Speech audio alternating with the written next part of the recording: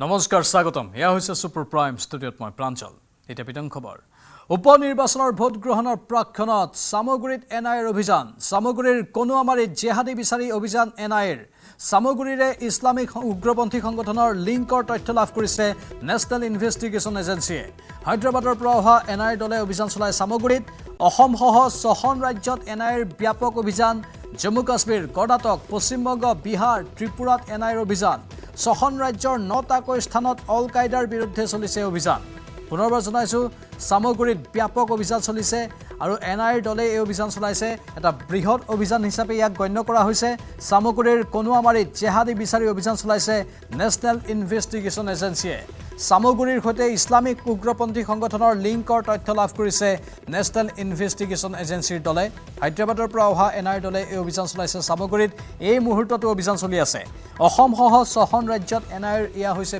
ব্যাপক অভিযান জম্মু কাশ্মীৰ কৰ্ণাটক পশ্চিমবংগ বিহাৰ ত্ৰিপুৰাত এনআইৰ অভিযান 6খন ৰাজ্যৰ 9টাকৈ স্থানত অল কায়দাৰ বিৰুদ্ধে চলিছে অভিযান আমাৰ জ্যেষ্ঠ সাংবাদিক নীলোৎপল বৰা ফোনলাইনত আছে নীলোৎপল এই মুহূৰ্তত আৰু কি তথ্য আহিছে আপোনাৰ হাতলৈ নিশ্চয় প্ৰাঞ্জল আমাৰ আজি খবৰ আহিছে সামগ্ৰী কোনোআমাৰীত অভিযান চলাইছিলে দিনৰ ভাগত এনআইএ দলটোৱে আৰু এখন কম্পিউটাৰ দোকানৰ তথ্য বিচাৰি অভিযান চলাইছে মই পুনৰ ক'ব লাগিব যে আনাৰুল ইছলাম নামৰ এগৰাকী ব্যক্তি যিগৰাকী ব্যক্তিয়ে জেএমবিৰ দুগৰাকী শীৰ্ষ নেতা অৰ্থাৎ আল কায়দাৰ যিটো বাংলা মূল যিটো বাংলা শাখা বুলি কোৱা হয় জেএমবিৰ দুগৰাকীকৈ কুখ্যাত সন্ত্ৰাসবাদীক তেওঁ সিম কাৰ্ড আধাৰ কাৰ্ড ভোটাৰ কাৰ্ড বনাই দিছিলে আৰু সেই আধাৰ কাৰ্ড আৰু ভোটাৰ কাৰ্ড লৈ সেই জেএমবিৰ উগ্ৰপন্থীয়ে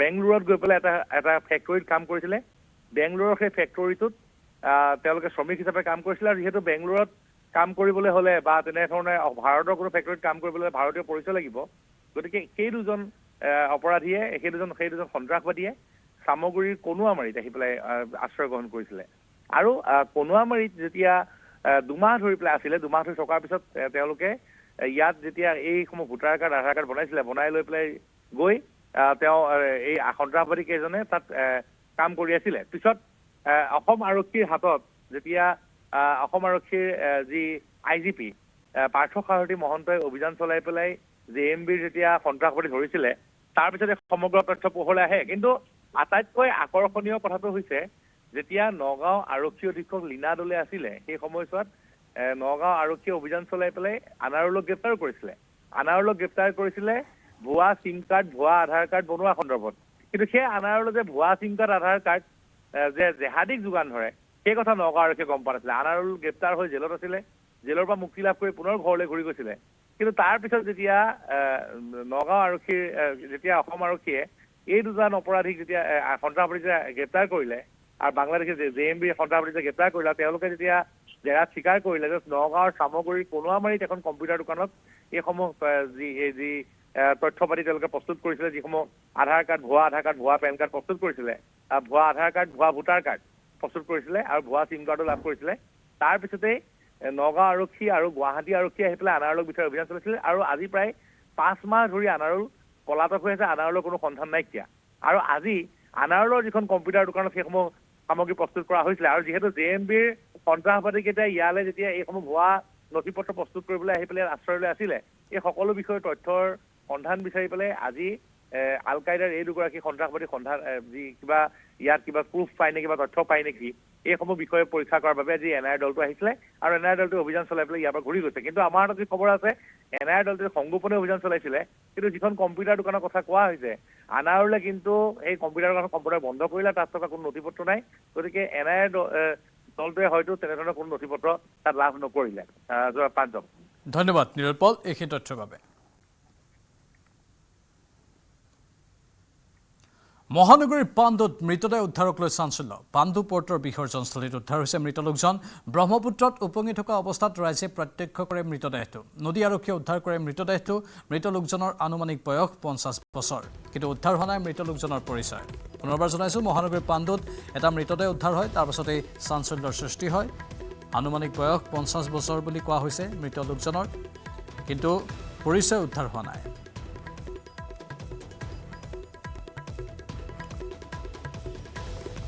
কেনেধৰণে মৃত্যু হ'ল সেয়া জানিব পৰা হোৱা নাই। নদী আৰক্ষীয়ে মৃতদেহটো উদ্ধাৰ কৰিছে। ব্ৰহ্মপুত্ৰত উপঙি থকা অৱস্থাত ৰাইজে প্ৰত্যক্ষ কৰিছিল। পাণ্ডু পোৰ্টৰ যিটো স্থানত বিসৰ্জন দিয়া হয় প্ৰতিমাৰ, সেই স্থানটোতে উদ্ধাৰ হৈছে মৃত লোকজন। এতিয়াও চাঞ্চল্য অব্যাহত আছে।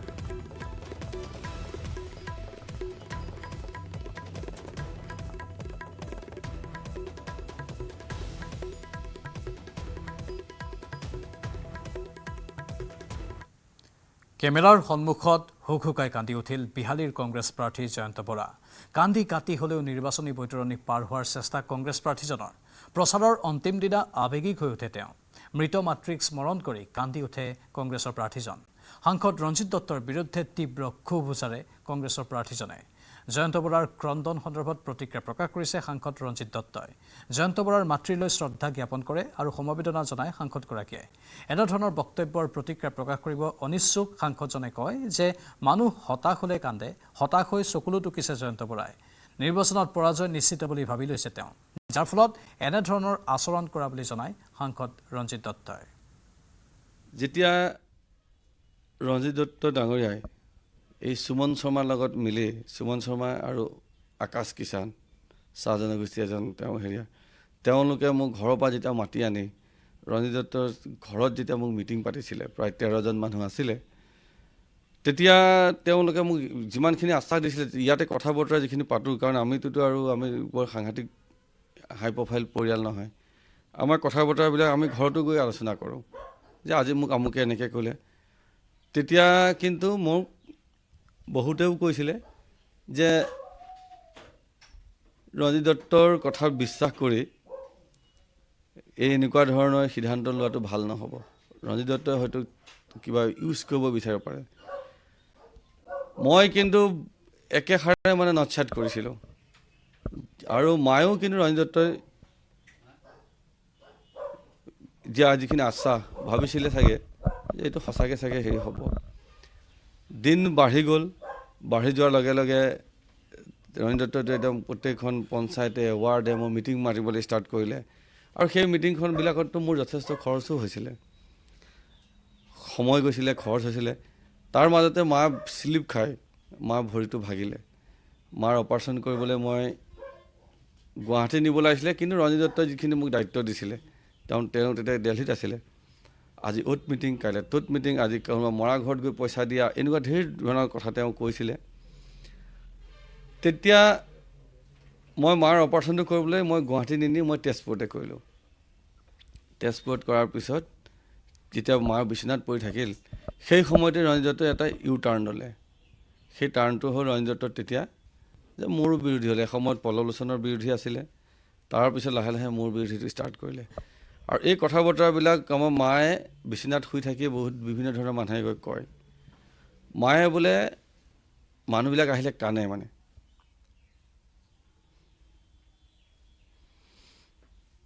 গতিকে এনেকুৱাতে মাৰ প্ৰেচাৰটো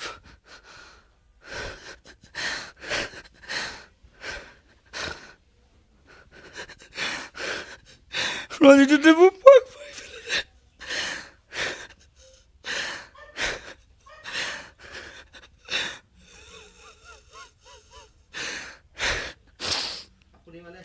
তেওঁ এই নিৰ্বাচনটোত তেওঁৰ মাতৃ মই সমবেদনা জ্ঞাপন কৰিছোঁ। তেওঁ শান্তিত থাকক। এই নিৰ্বাচনটোত তেওঁ মাতৃক টানি আনিব নালাগিছিল। মই বহুত দুখ পাইছোঁ এইটোত। সেই বক্তব্যত তেওঁৰ বক্তব্যত কোনো ধৰণৰ মন্তব্য মাতৃৰ মন্তব্যত মই নিদিওঁ। গতিকে তেওঁ এতিয়া হতাশ হৈছে। হতাশ যেতিয়া মানুহে কানে, কেতিয়া মানুহ যেতিয়া হতাশ হয় তেতিয়াহে কানে। তেওঁ নিৰ্বাচনত পৰাজয় হ'ম বুলি তেওঁ ধৰিয়ে ল'লে। তেওঁ হতাশ হৈ পেলাই এতিয়া চকু পানী টুকিছে। তেওঁ হতাশগ্ৰস্ত হৈ পেলাই তেওঁ কান্দিছে। মণিপুৰত CRPF আৰু কুকি উগ্ৰপন্থীৰ মাজত গুলীয়াগুলী। জিৰিবামত গুলীয়াগুলীত নিহত 11টাকৈ কুকি উগ্ৰপন্থী। উগ্ৰপন্থীৰে সংঘৰ্ষত এজন CRPF জোৱান শ্বহীদ হোৱাৰ সন্দেহ। পথাৰত কাম কৰি থকা অৱস্থাতে গুলীবিদ্ধ হয় 2জন কৃষক। গুলীয়াগুলীৰ ঘটনাক লৈ মণিপুৰৰ জিৰিবামত তীব্ৰ উত্তেজনাৰ সৃষ্টি হয়। গাঁও এৰি নিৰাপদ স্থানলৈ পলায়ন কৰে আতংকিত লোকে। সন্ধানহীন হৈ আছে 5জন মেইটি লোক। ঘটনাৰ পাছৰে পৰা সন্ধানহীন 3জন কৃষক।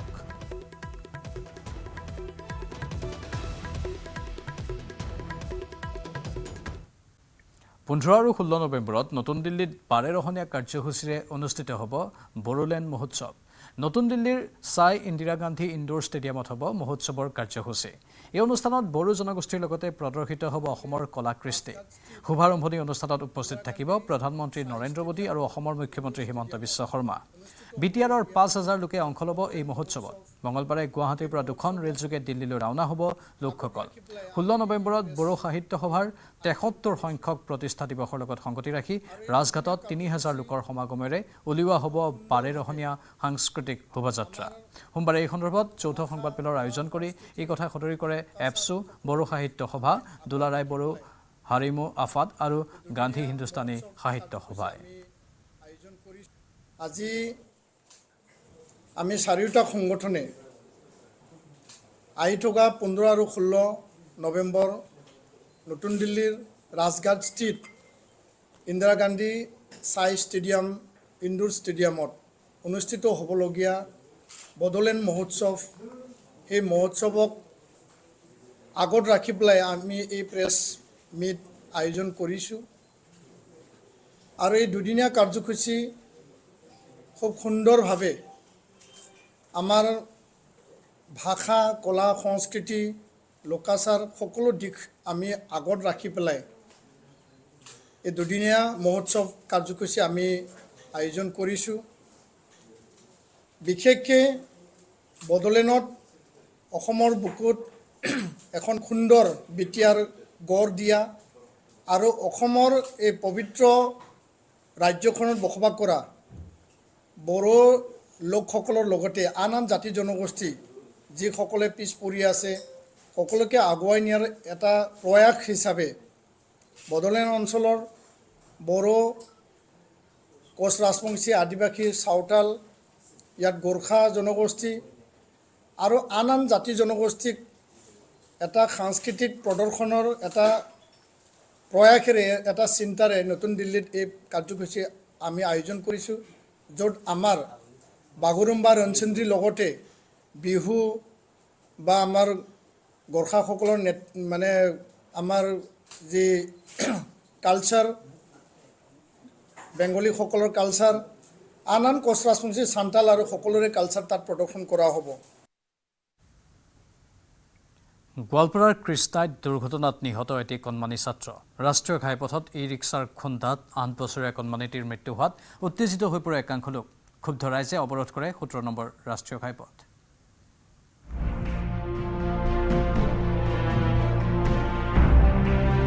ঘৰৰ পৰা ওলাই গৈ বিদ্যালয় নাপালে গৈ আয়ুষ। ই ৰিক্সাৰ খুন্দাত প্ৰাণ হেৰুৱালে দুৰ্ভগীয়া আয়ুষে। আয়ুষৰ মৃত্যুৰ পিছতে উত্তপ্ত গোৱালপাৰাৰ কৃষ্ণাই। আয়ুষৰ মৃত্যুক কেন্দ্ৰ কৰি ৰাইজে অৱৰোধ কৰিলে 17 নং ৰাষ্ট্ৰীয় ঘাইপথ।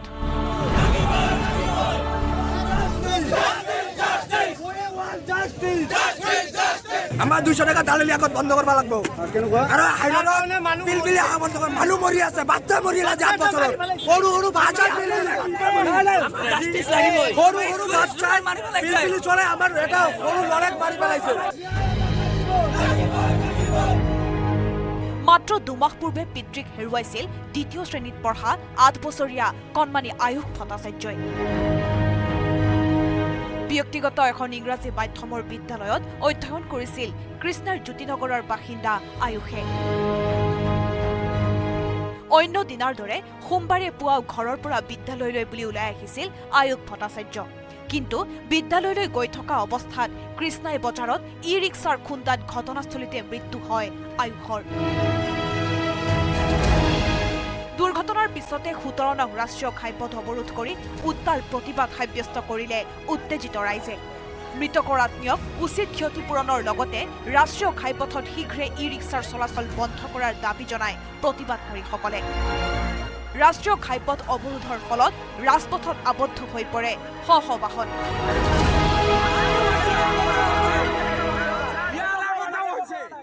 এটাই নাতিনী, মোৰ নাতিনীৰ দেউতাটোৱে 2 মাহ আগত মাৰা গেছে। এতিয়া মাকটোৰ এইটোৱে আছিল ভৰসা, সেই বাচ্চাটোও মাৰা গ'ল। এতিয়া মাকটোক কোনে ভৰসা, মাকটো কি হ'ল? কেনেকৈ মাৰা গ'ল? হা কেনেকুৱা গ'ল? পিলপিলি এক্সিডেণ্ট কৰিছে, পিলপিলিতো পাৰ্মিশ্যন নাই। ছাত্ৰ আছিলে 20 বছৰত পৰা ল'ৰা। বয়স কিমান হ'ব? বয়স 7 পৰা 8 হ'ব। পৰৱৰ্তী সময়ত দুৰ্ঘটনাস্থলীত গোৱালপাৰা জিলাৰ অতিৰিক্ত আৰক্ষী অধীক্ষকৰ উপস্থিতিত পৰিস্থিতি নিয়ন্ত্ৰণলৈ আহে। ইতিমধ্যে মৰণোত্তৰ পৰীক্ষাৰ বাবে চিকিৎসালয়লৈ প্ৰেৰণ কৰে আয়ুষৰ মৃতদেহ।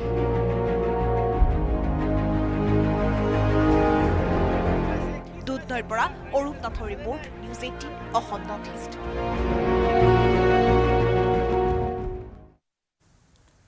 শিলচৰ কালাইন পথত ভয়ংকৰ দুৰ্ঘটনাত থিতাতে নিশেষ হ'ল এটা পৰিয়াল। দ্ৰুতবেগী বলেৰো পিকআপ আৰু অটোৰ মুখামুখি সংঘৰ্ষত প্ৰাণ হেৰুৱালে পিতৃ মাতৃসহ 2 সন্তানে। দুৰ্ঘটনাৰ পিছতে স্থানীয় ৰাইজে ৰাষ্ট্ৰীয় ঘাইপথ অৱৰোধ কৰি সাব্যস্ত কৰে প্ৰতিবাদ। শিলচৰ মিজোৰাম পথতো টেংকাৰ আৰু বাইকৰ সংঘৰ্ষত প্ৰাণ হেৰুৱালে বাইক আৰোহীয়ে। এটা ভয়ংকৰ দুৰ্ঘটনা, মুহূৰ্ততে নিশেষ এটা পৰিয়াল। ৰাজপথত পৰি ৰল ছিন্ন বিচ্ছিন্ন মাংসপিণ্ড। শিলচৰ কালাইন পথত সোমবাৰে পুৱা সংঘটিত হয় ভয়ংকৰ দুৰ্ঘটনা। বলেৰো পিকআপ আৰু এখন অটোৰ মাজত হোৱা মুখামুখি সংঘৰ্ষত থিতাতে প্ৰাণ হেৰুৱালে পিতৃ মাতৃসহ 2 সন্তানে। কালাইনৰ পৰা শিলচৰলৈ বুলি এখন অটোত গৈ আছিল 4জনীয়া পৰিয়াল। কিন্তু গন্তব্যস্থলী পোৱাৰ পূৰ্বে ৰাণীঘাটৰ ভৈৰৱ নগৰৰ সমীপত এখন বলেৰো পিকআপৰ সৈতে মুখামুখি সংঘৰ্ষ হয় অটোখন। ফলত ঘটনাস্থলীতে মৃত্যু হয় জাকিৰুদ্দিন, পত্নী ৰেজিয়া বেগম, পুত্ৰ দিলৱাৰ হুছেইন আৰু কন্যা ৰেহেনা বেগমৰ। দুৰ্ঘটনাত প্ৰাণ হেৰুৱালে অটো চালক তাহিৰুদ্দিন। অ্যাক্সিডেন্টটা হয়েছে এদিক থেকে একটা অটো গাড়ি, যার অটো গাড়ি 5 জন প্যাসেঞ্জার ড্রাইভার সহ আসলা, এদিক থেকে একটা বোলেরো পিকআপ আর 2 গাড়ির সংঘর্ষ হইয়া 4 জন স্পট ডেড, 1 জন হসপিটালে পাঠানো হয়েছে। মানুষ যারা মারা গেছেন এরা খালাইন ভৈরবপুরের মানুষ, খালাইন ভৈরবপুর বলে একটা গ্রাম আছে, এই জায়গার মানুষ। কিন্তু কথা হইলো এই অ্যাক্সিডেন্টটা আজকে নতুন নয়, আর এই স্পটও প্রত্যেক মাসও অ্যাক্সিডেন্ট হয়, একজন না একটা না একটা হয় ঘটনা। মানুষ আরো 5 জন মারাও গেছে, আর অ্যাক্সিডেন্ট হয়ে হসপিটালে আহত অবস্থা হয়েছে। দুৰ্ঘটনাৰ পিছতে শিলচৰ কালাইন পথ অৱৰোধ কৰি উত্তাল প্ৰতিবাদ সাব্যস্ত কৰে উত্তেজিত জনতাই।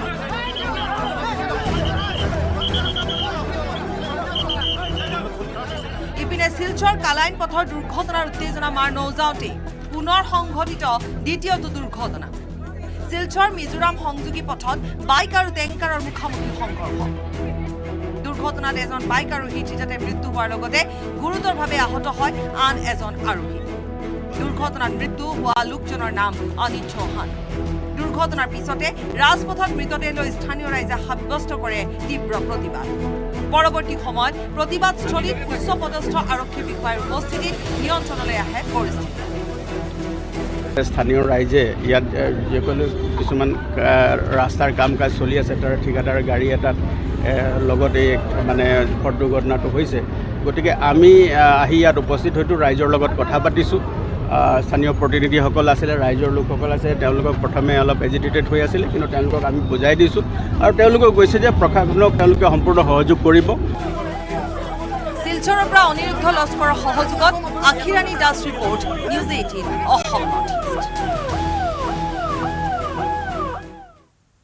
উপনিৰ্বাচনক কেন্দ্ৰ কৰি অৰাজক হৈ পৰিল চামগুৰি। কংগ্ৰেছ বিজেপিৰ সংঘৰ্ষত পণবন্দী হৈ পৰিল সমষ্টিটোৰ ৰাইজ।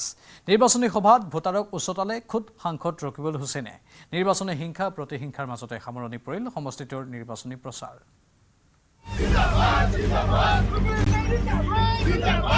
জোৰ যাৰ চামগুৰি তাৰ।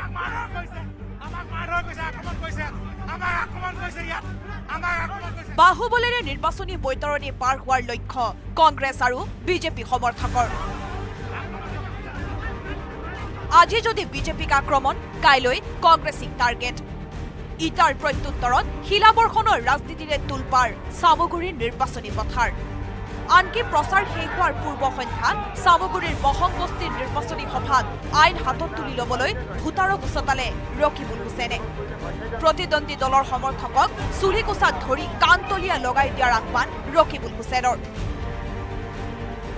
গতিকে ইলেকশ্যনৰ দিনা আমি পাৰিম নে নোৱাৰিম সিহঁতৰ লগত গ'লে? সিহঁতে জোৰ জবৰ কৰিলে ভয় খাই যাম নেকি অলপ? মহিলা আপোনাক মই এতিয়া কোনো ফেচবুক কৰি আছে নেকি? যদি কোনোবাই আপোনালোকক কিবা কৰে চকু চুলি কোচা ধৰি এক কাঠ তলে লগাই দিব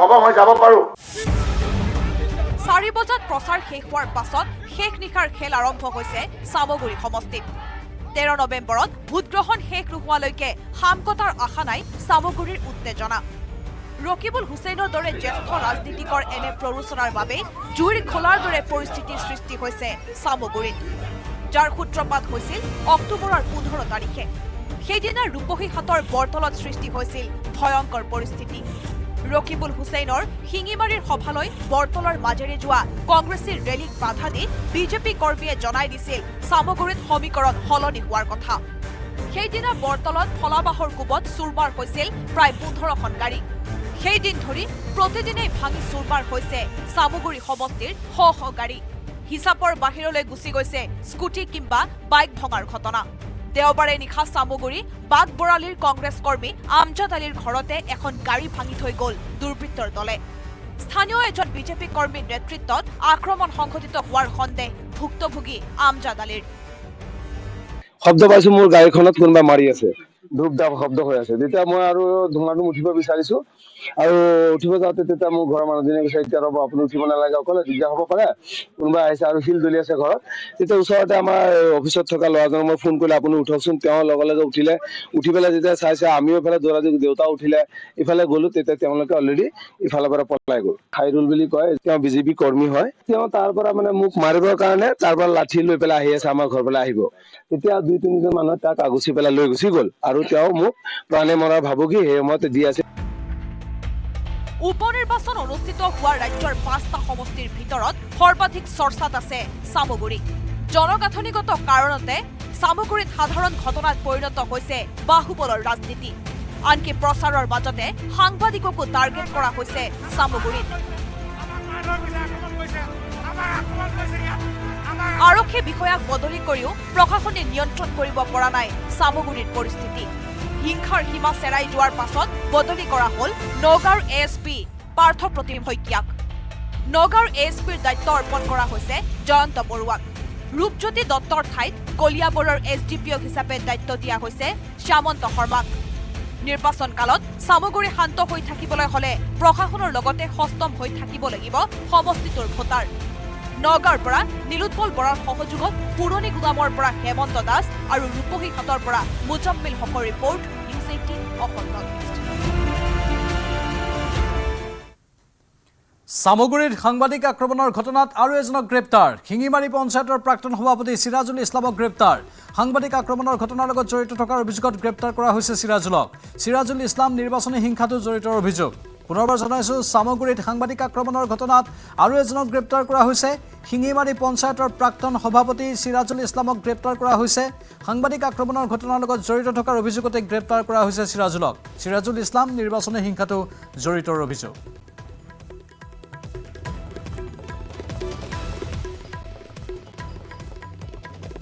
চামগুৰিত এইবাৰ নিৰ্বাচনী হিংসাই সকলো সীমা পাৰ কৰি গ'ল এই হিংসাৰ ফলতেই কিমানজন যে আঘাতপ্ৰাপ্ত হ'বলগীয়া হ'ল তাকো সাংবাদিককো আক্ৰমণ কৰি লোৱা হ'ল নিউজ 18ৰ সাংবাদিকক আক্ৰমণ কৰা হৈছিল চামগুৰিত আৰু সেই ঘটনাৰ বাবে আৰু এজনক গ্ৰেপ্তাৰ কৰা হৈছে ইয়াৰ পূৰ্বে এজনক গ্ৰেপ্তাৰ কৰা হৈছিল শিঙিমাৰী পঞ্চায়তৰ প্ৰাক্তন সভাপতি সিৰাজুল ইছলাম এইজন তেওঁকে এইবাৰ গ্ৰেপ্তাৰ কৰা হৈছে লগতে নিৰ্বাচনী হিংসাতো এইগৰাকী সিৰাজুল জড়িত বিভিন্ন ধৰণৰ খেলিমেলিৰ সৈতে এইগৰাকী সিৰাজুল জড়িতৰ গুৰুতৰ অভিযোগ উত্থাপন হৈছে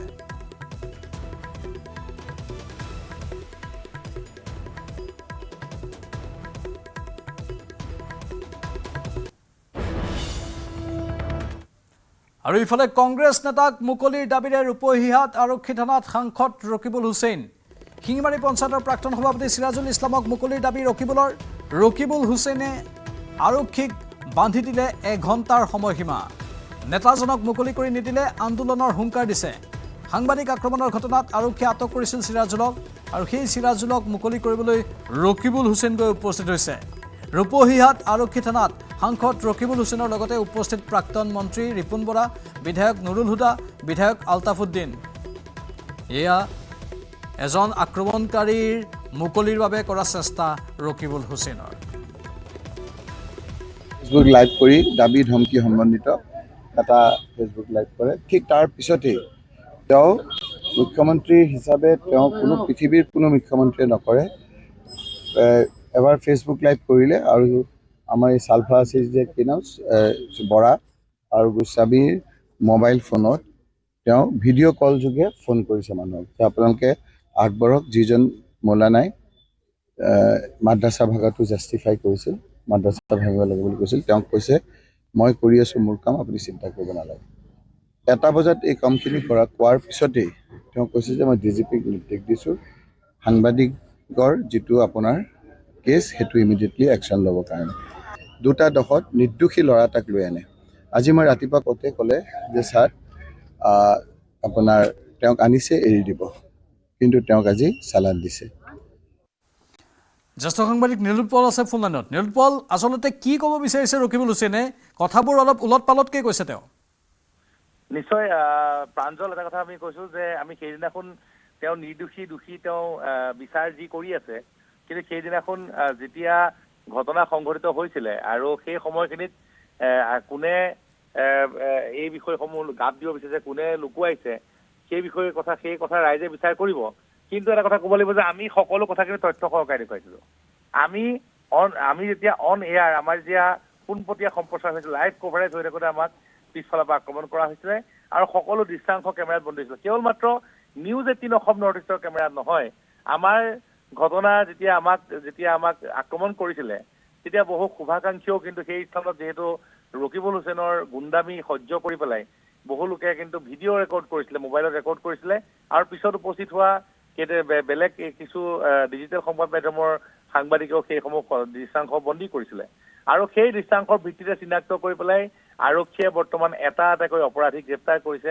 আজি দেখিবলৈ পোৱা গৈছে যে যি তাহিৰুদ্দিন নামৰ এটা অপৰাধী সেইটো গ্ৰেপ্তাৰ কৰিছিলে আৰু আমাৰ সহযোগী যি সাংবাদিক হেমন্ত দাসে গৈ থানাত চিনাক্তও কৰিছে।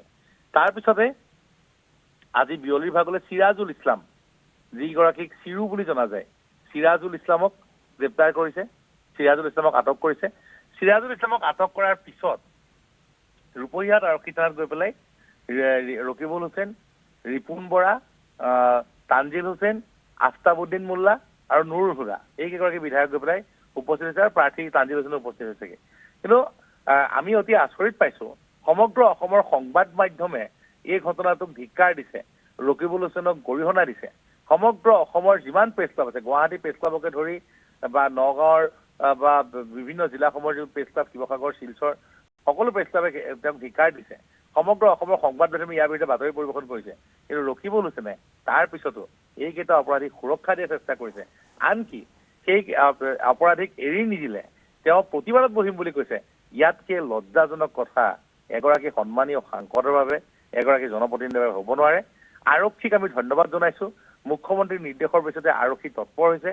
চিৰাজুল ইছলাম এগৰাকী শীৰ্ষ নেতা, তেওঁক গ্ৰেপ্তাৰ কৰিছে, তেওঁক আটক কৰি লৈ গৈছে, তেওঁক হয়তো কাইলৈ চালান মানে নীলোৎপল, গুণ্ডাক এতিয়া এওঁলোকে উৎসাহী কৰি তুলিছে, গুণ্ডাক অধিক গুণ্ডামি কৰিবলৈ যেন তেওঁলোকে প্ৰেৰণাহে যোগাইছে। নিশ্চয় প্ৰাঞ্জল, আজিৰ পৰা 2011-14 চন, এতিয়াৰ পৰা 10 বছৰ আগৰ কথা, 2010-ৰ পৰা 14 চনলৈকে যেতিয়া ধাৰাবাহিক ডকাইতি চামগুৰিত সংঘটিত হৈছিলে, সেই সময়ত ৰকিবুল হুছেইনে ডকাইত ধৰিলে ফোন কৰি এৰি দিয়াৰ বহু অভিযোগ উত্থাপন হৈছিলে। সেই কথাবিলাকৰ সত্যতা আছে নে আমি নাজানো, কিন্তু আজি অপৰাধীক এৰি দিবলৈ কিন্তু ৰকিবুল হুছেইনে প্ৰতিবাদ কৰাৰ হুংকাৰ তেওঁ সংবাদ মাধ্যমতে দিছে আৰু সেই কথা বতাই কিনে কিন্তু এতিয়া সেই পুৰণি কথাবিলাকক পুৰণি ঘাঁহবিলাক পুনৰ খুচৰি দিছে ৰাইজৰ মনত থকা, যি ৰকিবুল হুছেইনৰ কাৰ্যকালত ৰাইজৰ যি নগুৰ নাগতি হৈছিলে চামগুৰিত, সেই কথাবিলাক যেন পুনৰ সোঁৱৰাই দিছে। গতিকে আমি এটা কথা ক'ম যে আৰক্ষীয়ে নিজৰ কাম কৰিছে, আমি সাংবাদিক, আমি গণতন্ত্ৰৰ চতুৰ্থ স্তম্ভ বুলি আমাক কয়, গণতান্ত্ৰিক যি জনপ্ৰতিনিধিয়ে আমাক সন্মান কৰিব লাগে, তেওঁলোকে যদি আমাৰ বাতৰি তেওঁলোক সন্তুষ্ট নহয়, তাক বিৰোধিতা কৰাৰো থল আছে। কালি আমাৰ সম্পাদক পৰাগমণি ডাঙৰীয়াই যেতিয়া টক শ্ব' কৰিছিলে, তেওঁ এটা কথা উল্লেখ কৰিছিলে, ৰকিবুল হুছেইনে বাৰে বাৰে সেই সময়ত মোৰ পোনপটীয়া সম্প্ৰচাৰ কৰি থাকোঁতে মোক কৈছিল যে আপোনাৰ ফোনটো পৰীক্ষা কৰিব লাগে, কল ৰেকৰ্ড চাব লাগে। আমি পৰাগমণিয়ে কথাটো বিশেষ বিশ্লেষণ কৰি দেখুৱাইছে, আমি খবৰ পাইছোঁ নগাঁৱৰ পৰা গৈছোঁ, আমাৰ 25 মিনিট লাগিছে যিখিনি সময় লাগে, আৰু মোৰ ঘৰ পুৰণি গোদামত বৰ বেছি দূৰত নহয়, মই চামগুৰি সমষ্টিৰ এগৰাকী ব্যক্তি। গতিকে আমি তালৈ গৈছোঁ, কিন্তু ৰকিবুল হুছেইন বিহালীৰ পৰা কিদৰে ইমান সোনকালে আহি পালেহি, তেওঁৰ কল ৰেকৰ্ডে পৰীক্ষা কৰিব লাগে, তেওঁ পৰিকল্পিতভাৱে আমাক আক্ৰমণ কৰাৰ বাবে সেই স্থানত ৰখি আছিল নেকি, সেয়াও কিন্তু সন্দেহৰ বিষয়। গতিকে আৰক্ষীয়ে ব্যৱস্থা লৈছে। আমি আৰক্ষীৰ যি চৰকাৰৰ নিৰ্বাচন আয়োগৰ ভূমিকাত আমি সন্তুষ্ট। তেওঁলোকে অপৰাধীক গ্ৰেপ্তাৰ কৰিছে আৰু আমি বিচাৰোঁ সামগ্ৰিক শান্তিপূৰ্ণ নিকা নিৰ্বাচন হওক, ৰাইজে গণতান্ত্ৰিক অধিকাৰ নিজে সাব্যস্ত কৰিব, যিগৰাকী প্ৰাৰ্থীক পচন্দ কৰে তেওঁলোকে ভোট দিব। কিন্তু এই যি গুণ্ডামি, এই যি হিংসা, ইয়াৰ বিৰুদ্ধে নিৰ্বাচন আয়োগে যি কঠোৰ ব্যৱস্থা লৈছে তাক আমি পুনৰ ধন্যবাদ জনাইছোঁ। প্ৰাঞ্জল, ধন্যবাদ নীলোৎপল। আৰু ইতিমধ্যেই ৰকিবুল হুছেইনৰ এই ৰূপটো ওলাই পৰিছে। তেওঁ কেনেধৰণে একাংশ গুণ্ডাক প্ৰশ্ৰয় দিবলৈ বা সহায় কৰিবলৈ গৈছে, নিৰাপত্তা দিবলৈ গৈছে গুণ্ডাৰ মুকলিৰ দাবীত ৰকিবুল হুছেইনে এনেধৰণে ওলাই আহি মত প্ৰকাশ কৰিছে। আৰু তেওঁৰ সৈতে আন একাংশ কংগ্ৰেছী নেতাক দেখিবলৈ পোৱা গৈছে, যিটো অত্যন্ত দুৰ্ভাগ্যজনক বুলি সচেতন মহলে প্ৰকাশো কৰিছে মন্তব্য।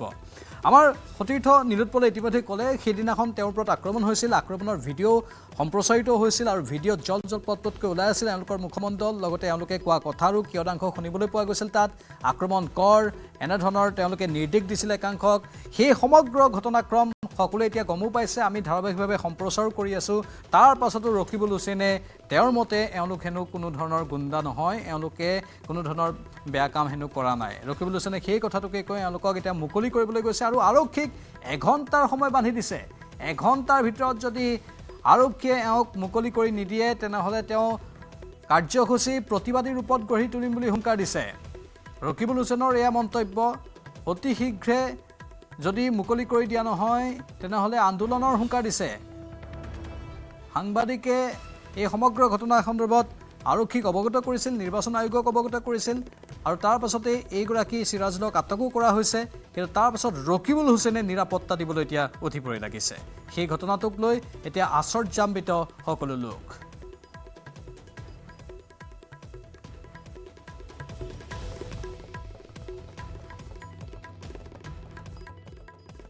Coming up, presented by Italian olive oil আৰু ভেষজৰ গুণেৰে সমৃদ্ধ জেক অলিভ অইল।